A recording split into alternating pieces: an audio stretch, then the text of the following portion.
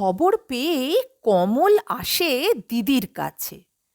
দিদির সেই তেজ দাপট আর নেই, এখন সব ঠান্ডা। ভাইকে দেখে বলে, আমার কি সর্বনাশ হলো রে, লোকটা বিবাগী হয়ে গেল, কোথায় গেল?